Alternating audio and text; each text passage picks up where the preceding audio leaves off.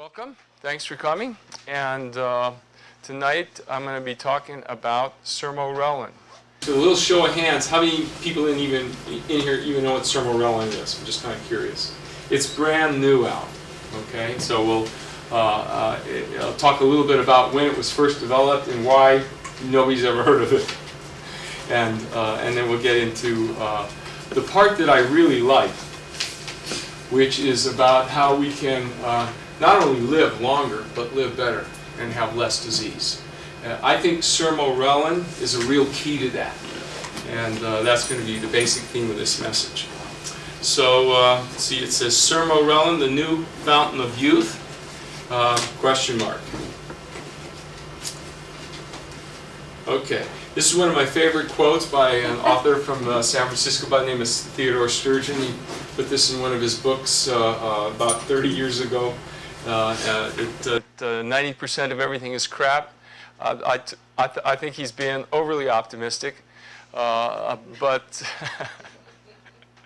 so what I'm hoping to do in this lecture is kind of convince you that this falls in the 10% that isn't crap. This is some real good stuff. It's real legitimate. It's been around for a long time. It's got some solid science behind it, and it can really make a big difference.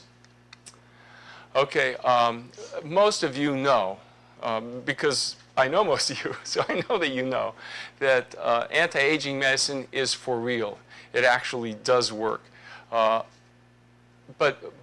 you know, for those of you that haven't heard this, and maybe for the listeners in the TV audience, just let me be clear on what we mean by anti-aging medicine. What happens as we get older is that things don't work so well in the body. From a physiological perspective, physiology meaning how the organs in the body work, they don't work as well. Your heart doesn't work as well. Your kidneys, your liver, etc. don't work as well. And then there's a whole other issue which you could call your biochemistry. A plus B goes to C, your basic biochemistry thing. For a lot of reasons, that doesn't work so well. So your body's ability to regulate itself, because it doesn't have the physiology it had before, and it doesn't have the biochemistry it had before, is diminished. And when it can't regulate itself, it starts breaking down. As you might know, the body breaks itself down and then builds itself back up every 24-hour period. Well, the building itself back up part is the part I'm talking about. It seems like the breaking itself down part works just fine. But the building itself up, called the anabolic part, because of this decrease in our physiology and decrease in our biochemical efficiency, it doesn't work so well. So we don't build up, and over time the body basically breaks down. What we're talking about with anti-aging medicine is not really a fountain of youth. We're not talking about turning back the hands of time in the way that people that are on anti-aging programs typically don't look any different 6 months after they're on the program than they do. Well, they will have lost weight, they'll have gained some more muscle, but you know, overall appearance, still got wrinkles. Everything still shows up. We still know that you know, you're of age. But the thing that's happened with an anti-aging program is we've made the biochemistry more youthful. Now, how do we know we did that? Because we can measure the biochemistry. And we can see just blatantly it's more like it used to be. A good example of that would be cholesterol. As we all get older, one of the things that happens to the majority of us is the cholesterol starts to steadily go up. That's an example of a biochemical marker. Another biochemical marker would be your insulin levels. Your insulin levels tend to go up. Another one, your blood sugar levels tend to go up as you get older. So these are blood pressure. That's a physiological marker. So we have these markers, and what we'll do is change your biochemistry so it's more youthful. And how do we know it worked? Because we see the markers go down. Your markers become more youthful. So in essence, that's what we do. Anti-aging medicine's for real. We use an individualized program based upon the following 4 therapy interventions, which gives you a more youthful biochemistry and a more youthful physiology. And these are the 4 things that it really comes down to. We've got exercise, which is basically at the top of the heap. If you had to do only one thing to increase the quality and length of your life, you would exercise. Thing number 2 would be diet. And we'll talk a little bit about diet tonight, because as it turns out, diet does influence how Sermorelin works. So we'll talk a little bit about that. But the gist with diet is to eat good, whole, healthy, nutritious foods. Don't overeat. That's a big thing. Almost everybody overeats. It's real easy to overeat. And then watch the quality, the carbohydrate content to your foods. So by exercising regularly and doing those kinds of things with your diet, you can improve and make more youthful your physiology and your biochemistry. The third thing is what we're going to talk about is supplements and hormones. Sermorelin is a hormone. So we'll talk particularly about this. And yes, it's important for everybody to understand. I was talking, to a patient today, and it's so typical. And the question is always, geez, you've got me taking 20 different supplements. How long am I going to have to do this? How long does this go on? This doesn't seem natural. And the truth is, it's not natural. It's completely not natural to be taking 20 different supplements every day. What is natural is to maintain an old physiology and an old biochemistry. What is unnatural is to take an old guy and maintain a youthful biochemistry. So that's not a natural phenomenon. Anti-aging medicine is not a natural phenomenon. It's somewhere we're kind of trying to buck Mother Nature a little bit. And in the process of doing that, you do have to take stuff. So when you were young, in order to slow down the aging process, you didn't have to do any of this. You didn't have to exercise. You really didn't have to watch your diet all that much. You certainly didn't have to take supplements. Definitely didn't have to take hormones. You don't have to do any of this stuff. But as we get older, if you want to maintain that kind of quality life that we're talking about, you have to do stuff. And one of the things you have to do is take handfuls of stuff. Now, that's different from person to person. I'm not the kind of person that believes in everybody getting a big old bag of stuff and everybody gets the same stuff. What I realize is that some of us are just so genetically blessed, we only need this much stuff. And then the other people on the other side of the bell-shaped curve, they need that much stuff, and the rest of us are kind of in between. So it's a very individualized program. So we want to individualize. When we talk about Sermorelin tonight, I'll talk to you about how we individualize whether you need it, because you might not need it, and if you do need it, what kind of dose you need, and so forth. So we got exercise, we got diet, we got supplements and hormones, and the last is stress management. This is maybe my favorite one, because this is one we all suffer from, including yours truly. There's no way you can get away from this. Maybe if you join a monastery someplace in the high Himalayan mountains and lived that kind of meditated all day long, perhaps you could get your stress levels down. But when I'm talking about stress now, I'm not just talking about the mental and emotional stress that we all get, okay? I'm talking about all the impact, stressful impact on your body, most of which I look at as energetic and physical. So let me kind of break that down a little bit. Stress is basically the too muches and the not enoughs, okay? The too muches being all that stuff we have in our lifestyle that's just too much. We eat too much. We have too much sugar. We have too much coffee. We have too much alcohol. So believe it or not, there are people who exercise too much. So there's too much electromagnetic radiation. Cell phone towers in this area, we used to have 3 or 4 of them 2 years ago. We have now 500 in this area. The amount of electromagnetic radiation is logarithmically escalating. This is stuff we don't see, so you don't stop and think about it. But you're getting bombarded by electromagnetic radiation of all kinds. We've got 24-hour wireless internets. We've got the wireless phones in the house. Big bad news, by the way. And all just the electromagnetic stuff. That's stressful. That's a too much thing. Then on the other hand, you've got too much environmental toxins, too many heavy metals. We know that we all have 200 times the amount of lead in our bones now than they did 100 years ago. Now that's got to have some effect. Now for some of us who are just genetically super blessed, it'll have less of an effect than on those of us who aren't blessed in that way, but it's going to pay its toll. So this is all the too muches. So as I'm talking about this, you can start to think, well, how do you get away from that? Answer is, you don't. You try and limit its effect on your body by taking things. You can't get away from the cell phone. You don't even have to own a cell phone. You're going to get zapped with the electromagnetic radiation from somebody else's cell phone. So, so those are the too muches, the not enoughs, or mostly not enough sleep, not enough vitamins, not enough of the things that, not enough hormones, not enough stuff that takes us to restore ourselves. So stress is actually a thing that we all battle with. You can't really escape it, but what you can do is you can take certain herbs and nutrients that will strengthen your body against it. All of these things work together. Yes, you can do any one of them and get some benefit.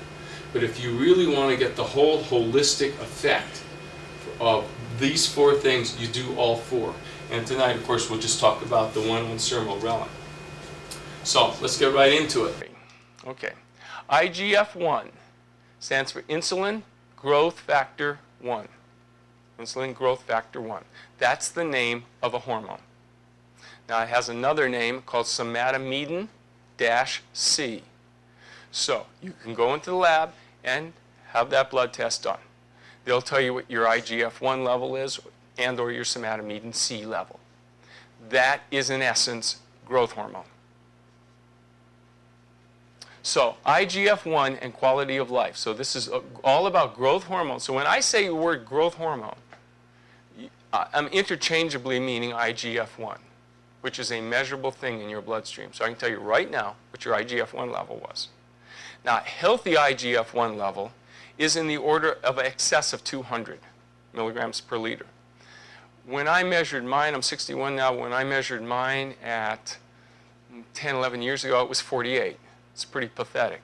I mean, the low end of the range for a 60-year-older is something like 75. So I was 54, and I was almost half of the low end of the range on that. Now, why is that? It wasn't because my lifestyle was really bad. I was doing a lot of good things. It's just, that's the way it is. Some of us just are not genetically blessed to be making a lot of IGF-1. And so you can go have your level checked. For most people, in, say, their 50s, for example, the level's going to be in, say, the low hundreds, 130, 140. Again, you want to be somewhere between 200 and 250. So you check your level. If it's between 200 and 250, there are going to be some people like that. Fine, don't need it.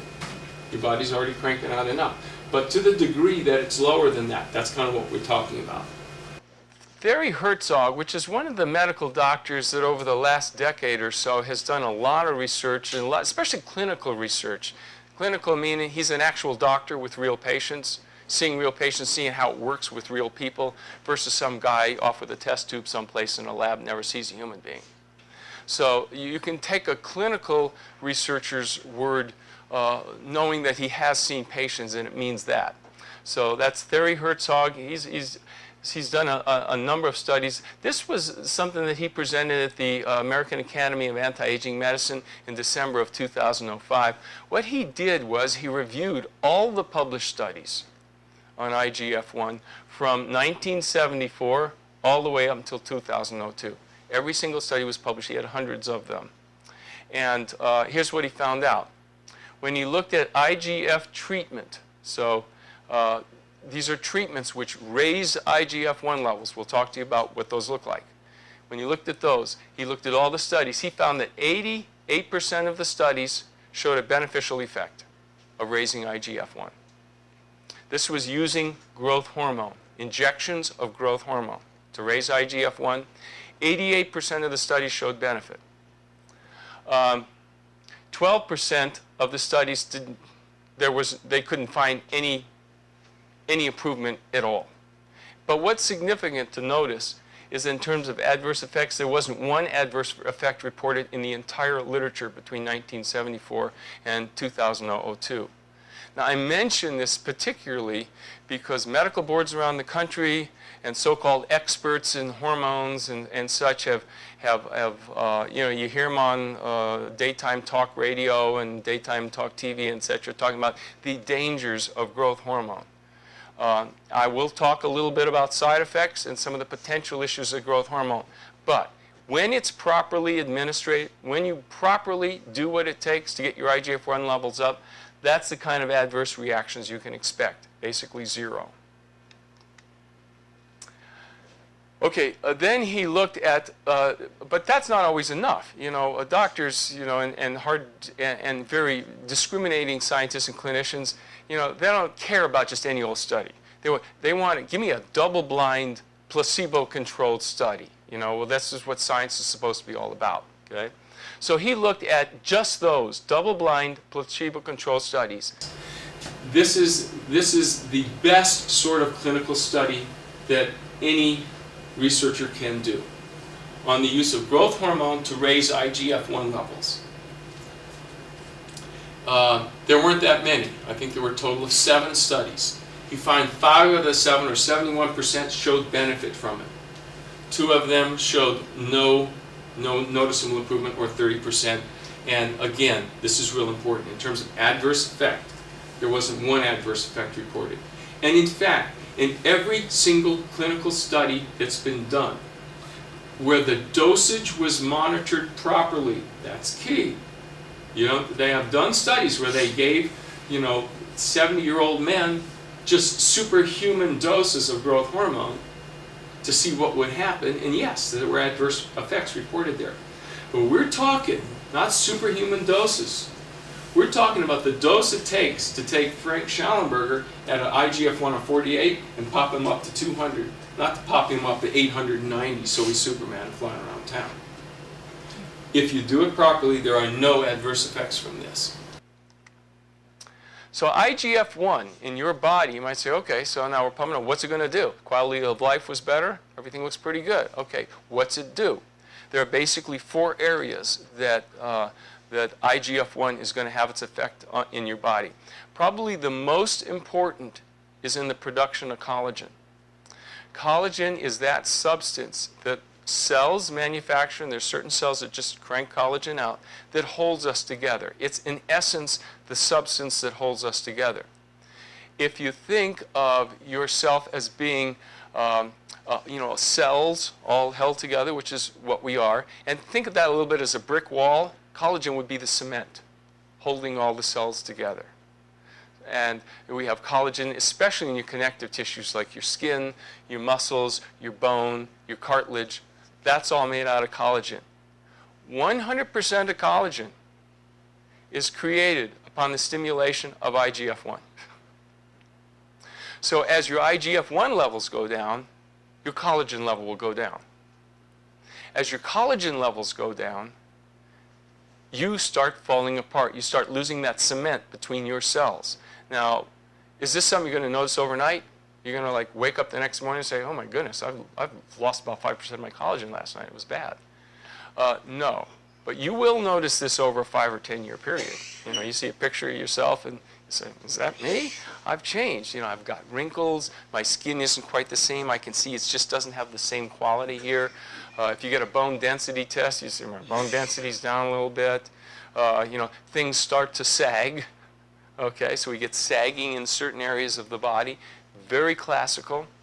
There's nothing you can do about it. Sooner or later, that's going to get you. But we're talking about the rate at which this will happen.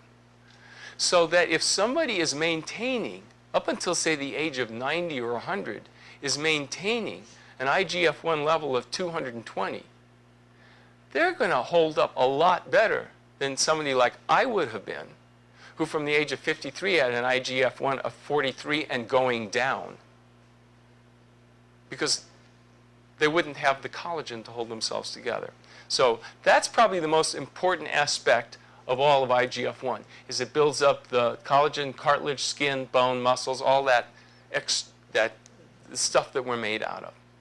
Keep in mind also that your liver, your kidneys, your intestines, the digestive glands, the immune system is all based around collagen as well. So the way your physiology functions is also affected by this. This is a huge thing. The second thing that it does is it has to do with the heart. Muscles is one action that IGF-1 has a lot of effect on, and the heart's a muscle. It's very simple.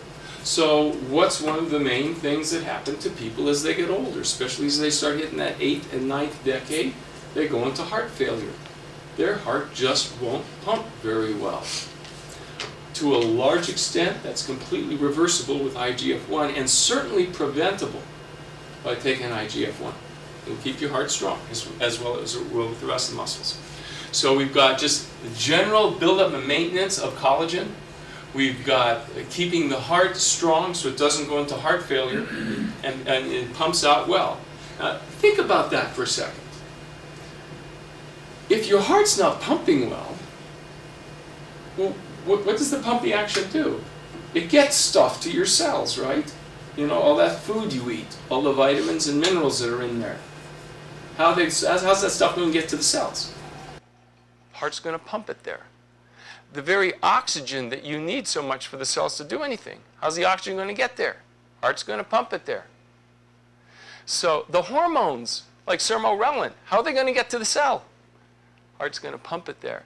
So even though we think, and doctors tend to think of, you know, heart failure as being a clinical condition where patients can't breathe and they get put in the hospital and we've got to put them on diuretics and such. I want you to start thinking in terms of more subtle issues of heart failure, where the heart's not in gross failure, you're not in the hospital, but oh, by the way, it doesn't pump quite as well as it used to, meaning every single cell in your body is getting affected by that. The third part would be that it increases the metabolism of fat in all the cells of the body. So one of the nasty little things that happens to us as we get older is that our bodies don't burn fat so well. Now, your cells can survive by doing one of two things. They can either burn fat to survive, or they can burn sugar to survive. They get their choice. Mother Nature gave us a choice. The way it's supposed to work in a good, healthy individual is we burn fat really efficiently and well. That's why the body can store a lot of fat. It's our principal fuel. But what happens as time goes by is we don't burn fat so well. So then the cell goes into its emergency mode, because we do have an emergency mode, and that's called a sugar mode. Cell can burn sugar. In times of emergency, like if we had to run out, the building's on fire or something like that, we would all shift into a sugar mode. We'd all be burning sugar like crazy, be out running around. But you can't store much sugar. And that's because it's only really meant to be there as an emergency mode. It's not a healthy way to go. It's a poor producer of energy over time. So what will happen is your body will begin to shift from burning fat efficiently to starting over to burning sugar and relying more on sugar. When it does this, lots of problems happen. Diabetes develops, all the degenerative diseases develop, and what do you think happens down here? You kind of get fat. So we've all, to one extent or another, battled with this a little bit. Even skinny guys like me, as I've gotten older, I've noticed that had I not been doing all this thing, it's a little bit easier for me to put on weight than it was when I was a younger guy. And so we all notice this. So this whole thing about gaining weight as we get older, that's a significant issue to look at. It means something. It doesn't just mean, oh, geez, I don't like the way I look. It actually means something is off with your fat metabolism. Now, there are numbers of reasons for that, but one of the primary reasons for that is lack of growth hormone, or IGF-1. Because IGF-1 is one of the principal hormones in your body that stimulates fat metabolism. So that's number 3. And finally, with 4, it improves the function of all the other hormones. So we know that there's a lot of hormones.